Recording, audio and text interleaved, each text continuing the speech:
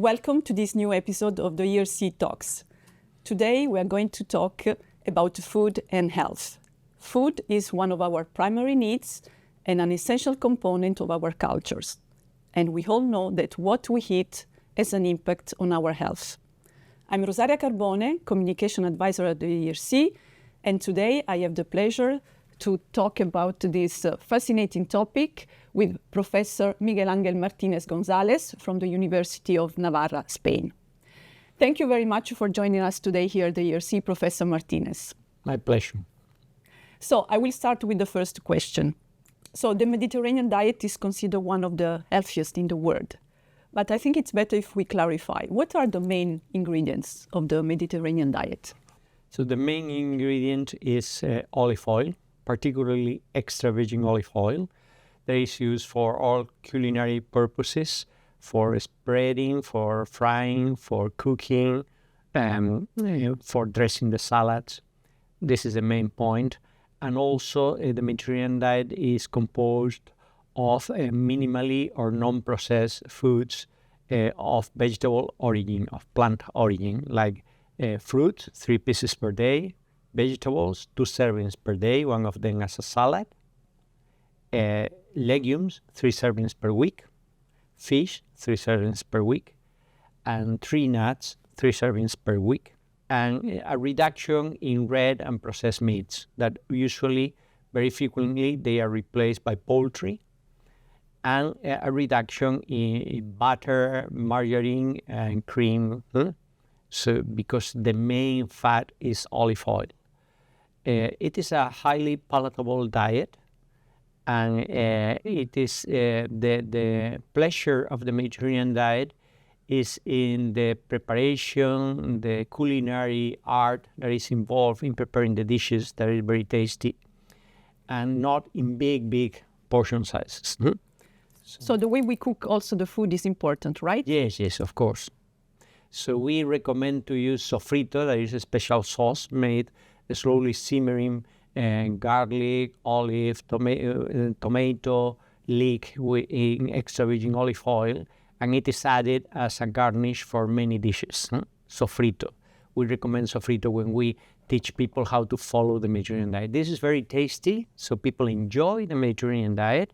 They maintain it in the long term, and it is no surprise that in the rankings of the United States for 8 years in a row, the Mediterranean diet has been considered as a top diet for health, or for also thinking in a pleasant lifestyle. Mm-hmm. You are one of the top experts of the Mediterranean diet. If you can tell us 5 basic advice. Well, the first advice is to recognize what you are eating, to avoid ultra-processed foods. What are ultra-processed foods? Products that you cannot distinguish where is the original food. So they are very cheap because they use the byproducts that they cannot, with a lot of chemistry, a lot of additives in order to improve the shelf life of the products. So additives, preservatives, and colorants, and antioxidants, and taste-enhancing substances, so to enhance flavor, to enhance. So they are very palatable. They are highly caloric. They are designed with an special engineering to make you start and never end. When you do pop, you cannot stop. Do you remember kind that? Of addiction. Addiction. So avoid ultra-processed foods. So we published it in the British Medical Journal several years ago in the SAN cohort, and a substantial increase in total mortality linearly associated with the number of ultra-processed foods that you consume. And at the same time, another group, almost simultaneously, another group in the United States and another group in France, the Nutrinet Santé, found the same. So 3 independent cohorts finding the same, an increase in total mortality, cancer mortality, cardiovascular mortality associated. We are not speaking just of putting on weight or something like that. They're really dangerous because there's a combination of additives. Usually they have more than 5 additives. They are very cheap. They have a long life in the shelf. They are palatable, and the margin for the food industry is huge. So this is my first piece of advice. Second piece of advice is to consume fruits and vegetables. The 5 a day. We have now very, very strong evidence. Estefania Toledo, one of my collaborators, she's professor of public health also. Myself, we published in Lancet an editorial telling, well, people may criticize us doing research in nutrition because someday we say one thing and then we say the other thing. But we have spent 40 years saying eat fruits and vegetables. 5 a day, natural fruits and vegetables. 5 a day, 3 fruits, 2 servings of vegetables, one of them as a salad. This is my second piece of advice. Third, avoid refined grains. Switch from refined bread to whole grain bread. That's a lot. Just this small change. There are many kinds of whole grain breads. You need to select the one that you taste, that you like more, that tastes good for you. And this is the fourth piece of advice, the type of fat, olive oil, extra virgin olive oil. We have a lot of evidence, not only in Spain, but also in Greece, in Italy, in France, in the United States. We recently published a comparison with substitution analysis with the nurses health study, the health professionals follow-up study, and the nurses too, with Marta Wash. And we saw that the effect on weight gain was substantially different for olive oil as compared with substitution analysis, that is a little bit complicated methodologically, versus other fats, butter, margarine, seeds, oils. So it is worthwhile to spend a little bit more in olive oil. And then the last piece of advice is drink coffee. Interesting. Drink coffee. We have done a lot about coffee, and coffee was demonized because coffee drinkers usually smoked more. Once that you look at coffee, we did a meta-analysis with Giuseppe Grosso, who was from Sicily, and he's a good investigator, very good investigator in nutrition. And we take good care to control for smoking regarding total mortality in association with coffee. We did also some studies with our cohorts, and we saw great advantages for drinking coffee, especially when you look at never smokers. There is no confounding by smoking. Once that you study people who have never smoked, and then you see clearly a dose response pattern reduction. First, there was a reduction in diabetes, and second, there was a reduction in mortality. So these are 5 pieces of advice. I can say more, but... What about physical activity? Well, this is not nutrition. Physical activity... So, to be in good... Physical activity is the best preventive medicine. So I will recommend to integrate physical activity in the daily routine. So not thinking that physical activity requires long times devoted to go to the gym every day, to do strenuous exercises. But if you are able to maintain 45 minutes a day, 6 days a week, continuously, of brisk walking, you are doing exceptionally well. When we saw the dose response curve between physical activity and survival or risk of mortality, the greatest improvement is the transit, the shift from being sedentary to do something moderate. That was strong. Then if you add something more and more, little by little, the risk is going down, but not so much. So the great advantage is the move from doing nothing to start doing something modest. a little by little you can do an increment, but it is not needing extraneous, vigorous physical activity to obtain health benefits. And it is better to start little by little, because 5% of myocardial infarctions are due to strenuous physical activity in people who are not fit for doing that. So then you need to get fitness little by little. But it is extraordinary when you combine Mediterranean diet and moderate physical activity. We found in the Seguimiento Universidad de Navarra, in the SUN cohort, that total mortality was reduced more than 60%, keeping constant all the other factors, you see. Mm-hmm. This was the paper by Ismael Alvarez that we published several years ago. So the combination of the upper third of the adherence to the Mediterranean diet and the upper third of physical activity, that was modest physical activity but kept along the week, was impressive. The relative risk was 0.33. So it is a lot, reducing 67% in relative terms, the risk of mortality. So in your previous studies, you demonstrated the benefits of drinking a glass of wine. There are different opinions among experts about alcohol consumption. And now you are launching a big study in Spain about moderate alcohol consumption. Can you tell us more? Well, what do you want to achieve with this new study? Well, we start with skepticism from an agnostic perspective. We don't know, because things have changed in the media, in the general population. The news, the influencers, the social media are sending contrasting messages nowadays.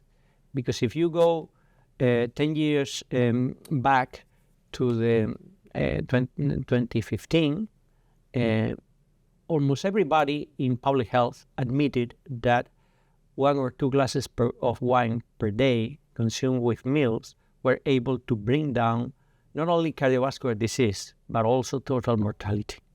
Then suddenly, starting around 2018, many voices started to say no alcohol at all for everybody, under no circumstances, regardless of the type of beverage.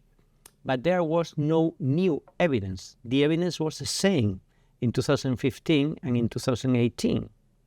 Even some agencies or some voices contradicting themselves. The same people were saying different things in 2018 and in 2022. For example, the Global Burden of Disease study published in Lancet, 2018, the editorial, that was very short, just 1 page, said, no, there is no safe level of alcohol. That was 2018 in Lancet. 4 years later, the same group, Global Burden of Disease, published again in Lancet a big report, 51 pages. And you can find there that the best health outcome depends on your age, your geographical location, and the underlying risk of cardiovascular disease. So, for example, for a woman who is 60, the ideal alcohol consumption is not 0. According to the Global Burden of Disease, it is 0.5 drinks per day. So one day yes, 1 day no. So in the middle of this controversy, we want to acquire new evidence. And the best way to acquire evidence is a large randomized trial with drinkers older than 50, because for young people, I'm pretty sure for people younger than 40, that the best piece of advice is no alcohol at all. This is the best piece of advice, because the causes of death in young people are traffic accidents or suicide, or in women breast cancer, and any single drop of alcohol will increase the risk of these causes of death. But when you get older, 40, 45, 50, the risks of diabetes, cardiovascular disease, stroke are growing. So there is like a balance, and we need to know. But we don't have any large randomized trial comparing two different advices for drinkers older than 50 years. Mm-hmm. The largest trial with alcohol and health effect had 224. And they were not drinkers. They were abstainers, and they were invited to drink either mineral water, white wine, or red wine for 2 years. Now what we want to do, or we are doing, is to recommend drinkers at least drinking 3 consumptions per week to give them 2 different advices. They need to be older than 50 years, and to one group we give the advice of reducing the amount of alcohol, and in the other group we recommend them to adhere to a Mediterranean alcohol drinking pattern. That is, drinking always with meals, wine, preferentially red wine, and avoiding binge drinking. Mm-hmm. So we are going to compare both alternatives, because medical doctors are perplexed because they don't know. You hear voices in one direction or another. What we need is a randomized controlled trial of sufficient size. So because we plan to randomize 10,000 participants. Up to yesterday afternoon, we have 5,100, more or less. So we are growing every day in the number of participants, and we will continue recruiting participants in the next months. So we expect to have finished the recruitment this year. But when you say alcohol, you mean wine, red wine, white wine, beer, strong alcohol? What? For inclusion, any alcohol. When we say they need to, in order to be included, they need to drink at least 3 consumptions of any alcoholic beverage. Once that they enter in the trial, either in one group, we recommend them to reduce all sources of alcohol, and in another group, to reduce all sources of alcohol with the exception of wine with meals.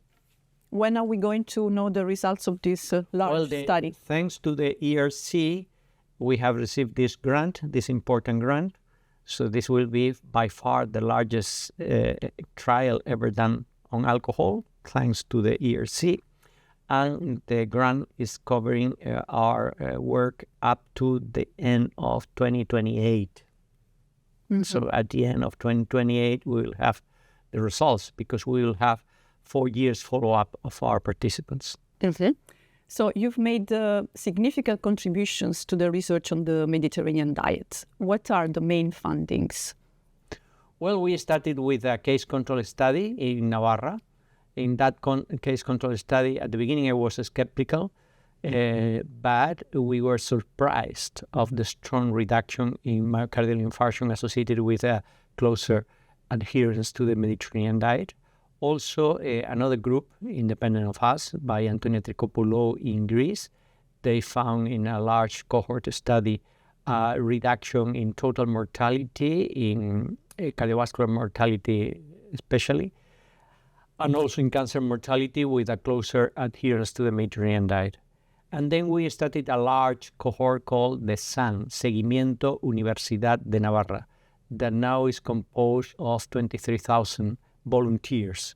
We have been following up them since 1999, so for more than 25 years.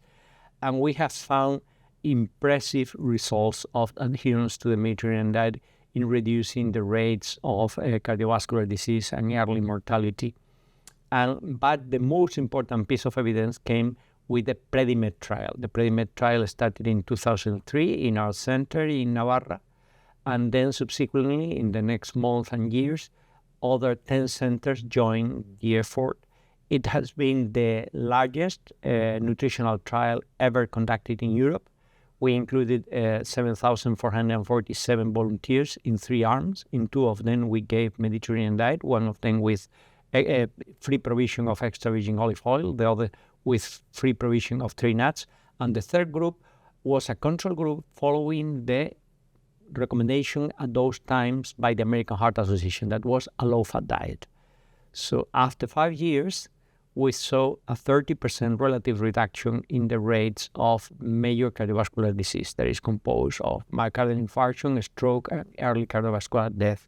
So this was the top demonstration of the ability of the Mediterranean diet to protect against the first cause of death in the world. Subsequently, several years later, in another group with more than 1,000 survivors of a myocardial infarction in Cordoba in southern Spain, they did a very similar study called CardioPrep, and they replicated our results, finding again approximately a 30% relative reduction in the risk of relapses of cardiovascular disease in those patients who had already a previous myocardial infarction. So you said before that after 5 years you observed already these results. So it doesn't mean that we have to adopt the Mediterranean diet since our birth. At a certain moment we can start. Yes. This is good news. Change our eating habits, right?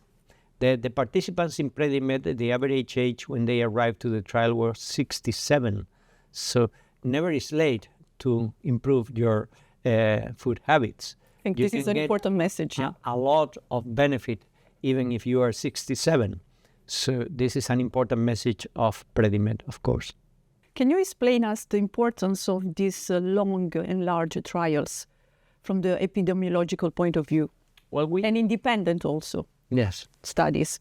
So we mainly have, regarding nutrition, we mainly have two sources of information. We have observational studies. Observational studies, for example, the Nurses' Health Study in the United States, or the EPIC study in Europe, with hundreds of thousands of participants. They collect information, they follow up the participants, but the participants decide what are their food habits, their lifestyles, but they give the information about the lifestyle and diet. This is observational study.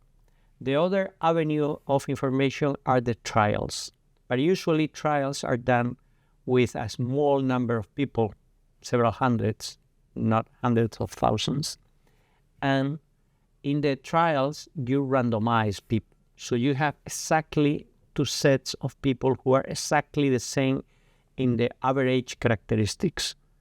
And then you introduce in one of the group something different to the other group. And then all differences will be causally related to this factor. But the available trials usually only measure intermediate outcomes, whether or not the blood pressure is going up or down, inflammatory markers, fractions of cholesterol, coagulation of the blood, weight changes, all this, or imaging techniques, or metabolomics, changes in the microbiota, things like that are not related to the disease as in observational studies. So what we are doing that is really rare, unique, is that we are doing trials with hard clinical endpoints. This needs a lot of patience, a lot of work, and a lot of perseverance, and a longer time of follow-up. This is what we did with PREDIMED. We were 5 years following more than 7,000 participants and collecting the number of myocardial infarctions, the number of cases of diabetes, the number of cases of mortality, and so on. This gives the last word in nutrition. And this is what we are going to do with alcohol. Our initial assumption is that they may be similar, equivalent, the two options. So this is a non-inferiority trial. We say, well, we have abstention. It is promoted as abstention. Is red wine with meal equivalent to abstention, non-inferior? This is the original hypothesis. But we don't know what we are going to obtain. Perhaps red wine is better. Perhaps red wine is worse. We don't know. Looking forward then for the results. So you are also actively engaged in sharing the results of your research with the public, and you have written some books. And actually, I read with great interest this book, "Que comes? What do you eat?" And I was happy as an Italian to read that I can eat pasta eating pasta is not bad, but you have to cook it al dente. Yeah. Thank you very much for this advice. We have all learned that making small changes in our habits can make a big difference for our well-being. Thank you very much, Professor Martinez. It was truly enlightening hearing you. We are looking forward to following your future work. And thanks to all of you, and stay tuned for the next ERC Talk.